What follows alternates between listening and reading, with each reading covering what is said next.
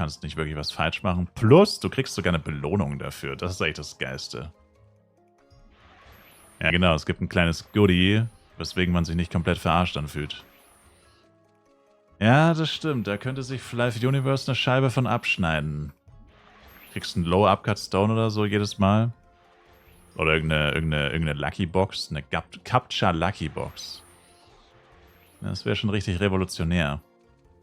Jedes Mal, wenn du einen Captcha lösen musst, lass mal deine Kontakte springen und gib das weiter. I wish, aber wenn man sich so vorstellt, ich meine, ja, du kriegst dir irgendwo am Rand eine Benachrichtigung. Nächstes Captcha oder Verifizierung, wie es da auch steht. Verifizierung erforderlich. Oder Überprüfung oder whatever. Dann siehst du es schon.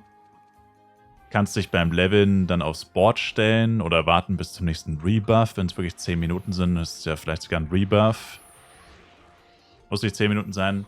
Ja gut, aber bei 2 Minuten könntest du es in Flive schon übersehen. Ich meine, Flive ist jetzt schon ein Spiel, wo man teilweise auch mal fokussiert ist auf irgendwas. Ich würde schon mindestens 5 sagen. Aber ist ja egal. Schlussendlich, dass du es irgendwo siehst, irgendwo ein rotes Ausrufezeichen oder so, das irgendwo am Rand aufploppt.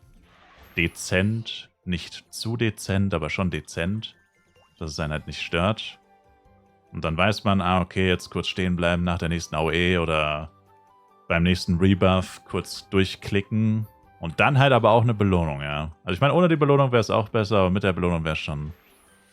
Dann würde ich sagen, können Sie es gerne im Game behalten, wenn Sie wirklich der Meinung sind, dass es was bringt. Ich frage mich ja nach wie vor immer noch, ob das wirklich so viel bringt, tatsächlich, dieses Captcha. Aber damit würde man es auf jeden Fall deutlich erträglicher machen und man müsste sich nicht mehr so drüber aufregen, weil dann würde man sich vielleicht unter Umständen sogar freuen. Je nachdem, ich meine, gut, okay, so eine krasse Lucky Box könnten die da jetzt nicht draus machen. Aber Imagine, naja, wobei, Imagine Captcha Lucky Box, Hauptgewinn 0,01 oder so, ist ein 10% Speedset. Also natürlich alles sehengebunden, schon klar. Aber 10% Speedset oder so. Und dann auch noch 0,01 ein Fluggerät, 0,01 ein CS-Pad. Und dann halt so, wie immer 10% ist halt Low Upcut Stone, Zuckerbutton, whatever. Halt so, dass du irgendwie, keine Ahnung. Dass du die einfach sammelst und wenn du mal so 50 oder 100 Stück hast, machst ein Opening und hoffst, dass was Geiles dabei ist. Und wenn nicht, hast du auf jeden Fall zumindest ein paar, in Anführungszeichen, gratis Power-Ups. Wobei es gratis sind sie auf jeden Fall, aber minimales Zeitinvestment halt. Wäre schon cool. Aber das hört sich so unrealistisch an. Das hört sich sowas von nicht nach Flive an, dass ich nicht glaube, dass das jemals passieren wird. Aber wäre schon geil. Wirklich nervig ist halt bei mir. Es gibt ja auch, also bei mir gibt ja auch Captcha, wo ich aus dem Tower rausgehe und dann kommt plötzlich Captcha-Aufforderung. Aber was wirklich nervig ist, ist halt bei mir, es ist ja wirklich immer nach einer gewissen Anzahl an Monstern, die man tötet. Und das passiert ja logischerweise eigentlich immer, in 99% der Fälle, während ich gerade volle Kanne in der AOE drin stecke.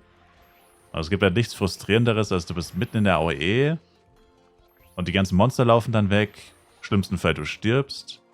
Oder alle Monster, die dann auch sterben, nachdem das Captcha aufgeploppt ist, geben ja keine XP und keine Drops mehr. Und das ist halt wirklich so fucking nervig. Ich meine, klar, wie wollen sie es anders machen, wenn sie es über die getöteten Monster zum Teil tracken oder zum Großteil tracken. Aber es ist trotzdem so ultra nervig. Man verliert halt jedes Mal nicht nur Zeit, sondern halt auch Items, XP, also einfach alles. Ich meine, alles ist theoretisch Zeit in Flive, aber das ist halt einfach viel zu einschneidend in die Experience.